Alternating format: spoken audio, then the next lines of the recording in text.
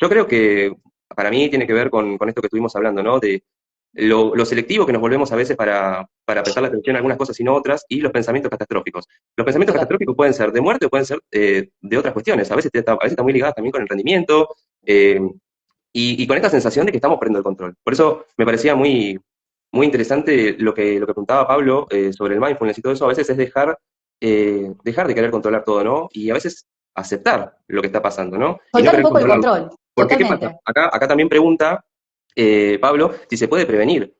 La Mm. verdad que no sé si es posible prevenirlo, pero sí es importante entender, o por lo menos como lo veo yo desde ACT, ¿no? Desde una mirada más conductual, contextual, es entender de que está bueno no quedarse pegado con los pensamientos y de que son solo pensamientos. O sea, está bueno entender eso, de que tenemos muchos pensamientos, de que nuestra mente quiere resolver y de que tenemos que ser pillos, ¿no? A esa hora y a la hora de que pase eso y de fusionarnos, no quedarnos pegados con eso.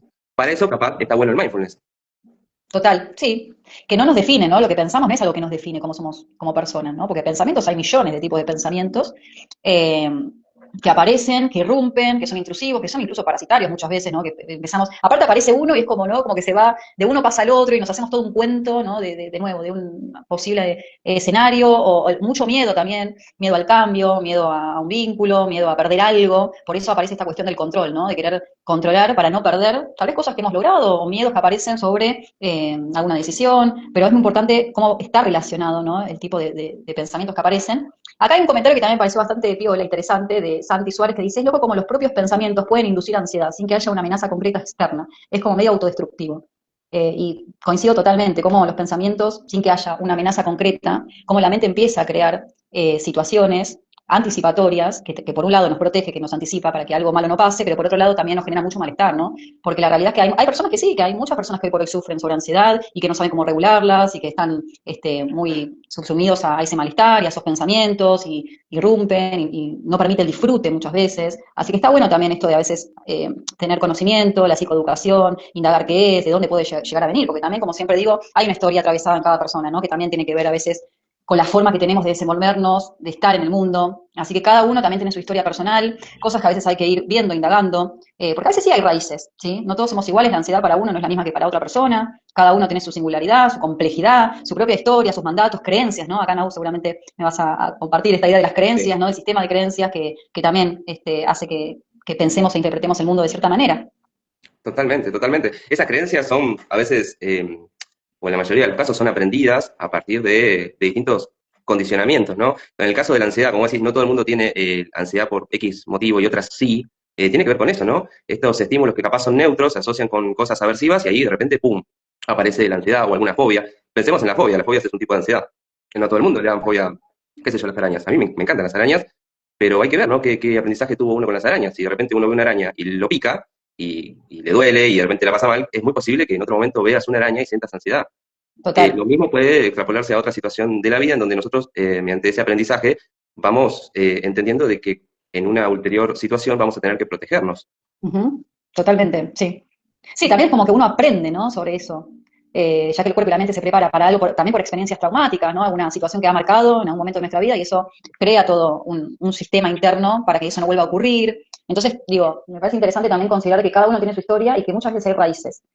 Y por eso la terapia es fundamental para estos casos, también para indagar, ¿no? Para conocernos, para ir conociendo nuestra historia, para ir elaborando en todo sentido. Y también ir viendo herramientas, recursos eh, para poder Sí, regular esto que nos atraviesa en muchos sí, momentos. sí. Muchas veces cuando de repente tenemos estas cuestiones y los consultantes llegan al espacio de terapia, lo que te propone, bueno, como vos decís, charlar, bueno, ¿hace cuánto te viene pasando esto? Eh, Indagar un poco sobre eso y en función de lo que te van contando también entender, y con todo esto que estuvimos hablando, de lo importante que es la activación y cómo funciona nuestra cabeza y cómo funciona nuestra mente y los pensamientos, de alguna manera hay algo que me gusta mucho pensar y que me han dicho y que me encantó y es imposible desaprender cosas, o por lo menos yo lo veo de esa manera, lo que se puede hacer es aprender cosas nuevas, es como una especie de sobreescritura sobre lo que aprendimos, y lo que se trabaja a veces es, ok, te da ansiedad tal cosa, tal situación, ok, vamos a de a poco exponernos a esto para que veas que Bien, no es algo tan, que no te vas a morir,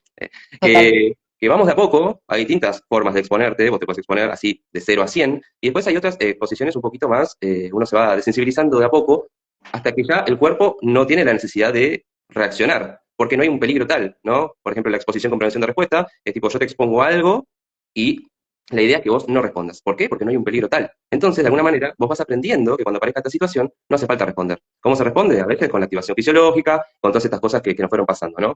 El malestar está, pero el tema es aprender a tolerar ese malestar, no hay un peligro tal, y de esa forma se va reaprendiendo o aprendiendo de nuevo.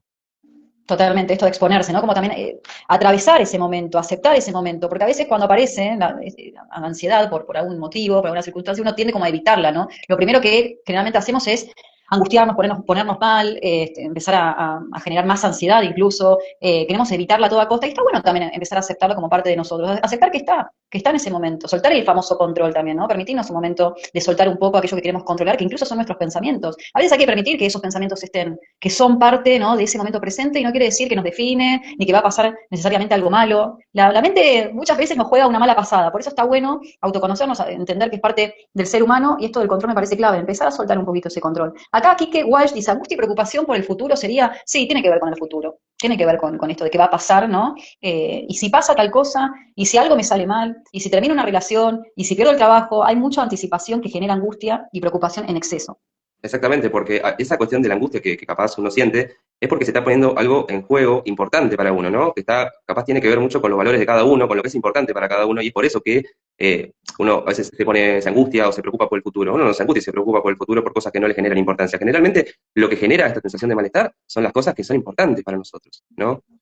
Total. Me había quedado con algo de la evitación, porque la evitación es algo también que puede salir, que sería capaz lo más lógico, ¿no? Si de repente me enfrento a una situación que me genera un malestar, evitarlo sería lo más lógico para no pasarla mal. Pero Ujú. lo que ocurre ahí es que estamos en un problemón, porque lo único que estamos haciendo es reforzar la ansiedad, ¿no? O sea, yo Sí, sacando algo que me genera malestar con la evitación, refuerzo la ansiedad. O sea, yo estoy evitando porque hay una ansiedad ahí y lo voy reforzando, entonces cada vez que aparezca este sentimiento de ansiedad, yo me voy a ir. Y no sé, claro. piensen, imagínense algún ejemplo, capaz con una ansiedad social, que de repente me da un poquito de ansiedad ir a alguna juntada, porque está, no sé qué, vamos a esta situación. Tengo ansiedad de ir a una juntada porque siento que no tengo nada para decir, o siento que me voy a quedar ahí en modo planta y no voy a O poder la hacer mirada nada. del otro, ¿no? También, esto de la mirada del otro, no voy y evito una situación social porque el otro va a pensar de mí o me va a mirar de cierta manera, entonces uno tiende a evitar, y es peor eso, porque como decís vos, Nau, se prolonga en el tiempo también, ¿no? Cuanto más evitamos, más se refuerza esa conducta, a diferencia Totalmente. de transitarla, atravesarla, saber que no va a pasar nada malo, y si aparecen pensamientos, permitir que aparezcan esos pensamientos, ¿sí? O sea, aceptar en ese momento que tenemos esas sensaciones, esos pensamientos, y que son parte de nosotros mismos, pero me parece súper, es clave esto que estás diciendo de la evitación, porque cuando uno tiende a evitar es peor. Cuando evitamos cosas por miedo, por ansiedad, por esas sensaciones, esa incomodidad que vamos a sentir en el momento, termina siendo peor y se perdura en el tiempo. Por eso esa exposición hay que hacerla, hay que romper el miedo, y no sería una exposición inmediata, ¿no? Ir paso a paso. Bueno, esto de la ansiedad social, no hace falta ir a un evento donde hay millones de personas o dar una charla al día siguiente ante, no sé, 500 personas, pero de a poquito ir rompiendo esos miedos que aparecen y dando pequeños pasos, ¿no? A mí me ha pasado que, no sé si vieron el video ese donde había un pibe que estaba en una cita con una mina y de repente estaba con el celular ahí a full, como se ve que le estaba pasando mal,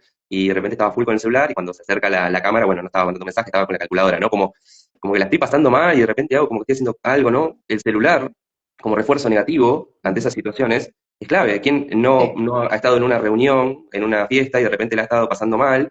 Porque lo que vos decís, ¿no? Se activa un poco desde la mirada del otro y también desde las propias creencias de cómo deberían ser las cosas. Y cuando las cosas no son de esa manera, empezamos a tener ese malestar. Y en vez de transitar ese malestar y tolerarlo ese malestar, lo evitamos, o sea, sacamos el malestar usando capaz el celu, haciendo pavadas, porque aparte el pobre pibe se ve que la estaba pasando mal y estaba con la calculadora, o sea, cómo no enfrentar tratando también de la situación. regularse igual, ¿no? Claro, si de repente estás con una mina, o con, no sé si la novia, una chica, una amiga, y la estás pasando mal, bueno, aceptar la situación es también validarte a vos mismo y decir, la estoy pasando mal. Y si la estás pasando mal, lo mejor es decirlo, ¿no? Decir, la verdad que la estoy pasando mal en esta situación por o cual cosa, perdón.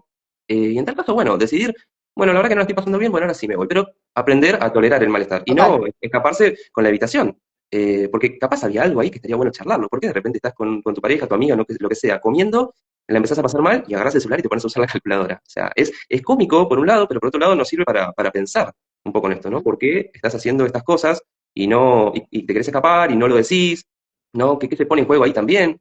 ¿No? Total, sí, sí. Sí, estoy totalmente de acuerdo porque esto, sí, es también como un instinto, ¿no? Esto de tener que evitar sentirnos mal ante un momento, eh, prolongando en realidad, reforzando más esa conducta, esos pensamientos.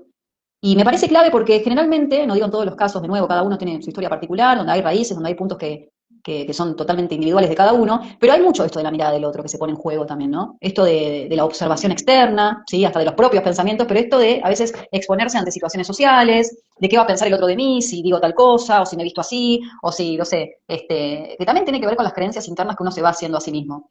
Sí, sí, sí, Miedo al totalmente. rechazo muchas veces, ¿sí? Que aparece algo del orden del miedo al rechazo, aparece esta cuestión de miedo a pasar como ridículo ante esa situación. Entonces, hay que también ir registrando, identificando cuáles son aquellos puntos que se empiezan a poner en juego, que terminan generando más ansiedad incluso, ¿no? Sí, capaz Y con esto hace del que miedo. después se eviten situaciones. Sí, totalmente. Con esto del miedo al rechazo, capaz te está poniendo en juego algo importante para vos, ¿no? Un valor que es importante, que es estar con los demás, tus amigos, que te quieran. Bueno, todos queremos que nos quieran. Capaz es algo muy importante y es totalmente, totalmente válido que así sea. Y por eso digo, ¿no? A veces la ansiedad, y sobre todo la ansiedad social, se pone mucho en juego esto de lo que es importante para nosotros. Lo que sí Ujú, hay que ver y hay que estar atento también es a todas estas cuestiones, las conductas que tenemos cuando eso pasa, ¿no? Porque sin darnos cuenta, van reforzando patrones capaz de conducta que no nos hacen bien y no tienen nada que ver con lo que es importante para nosotros, ¿no? Esta cuestión de la evitación y de irnos, y capaz no es una acción que esté tan comprometida con lo que nos importa a nosotros, capaz estas creencias que nosotros tenemos, ¿no? El yo como concepto, como lo que yo tengo que ser,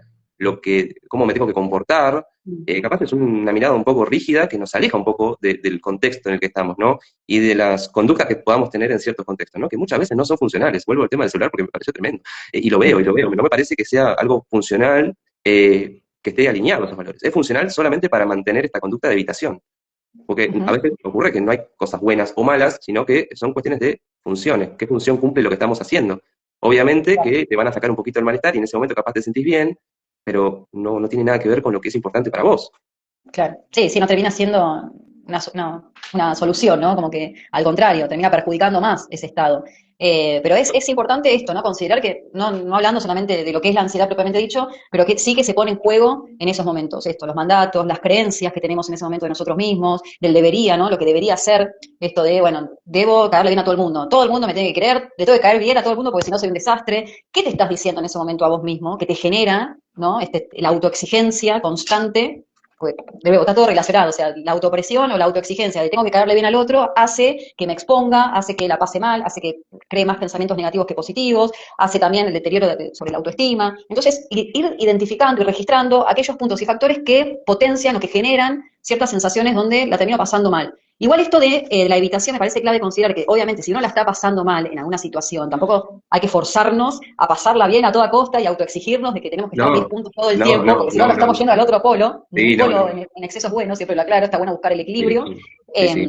Pasarla Digo, está bien, bien, porque sí es actuar por reglas. Estamos en lo mismo, ¿no? Como es esta creencia, esta regla de que si voy a una fiesta la tengo que pasar bien y me obligo a pasarla bien, lo mismo, no estás actuando en función de lo que es importante para vos, estás actuando en función de reglas. ¿Qué tiene que pasar? claro. ¿Cómo tiene que ser una persona cuando está en una fiesta o en una reunión social? ¿Cómo debería comportarse? Y bueno, debería comportarse de tal o cual manera. Tiene que bailar, tiene que moverse, tiene que reír, ese tiene Mm. que, a veces te aleja un poco de lo que es importante para vos.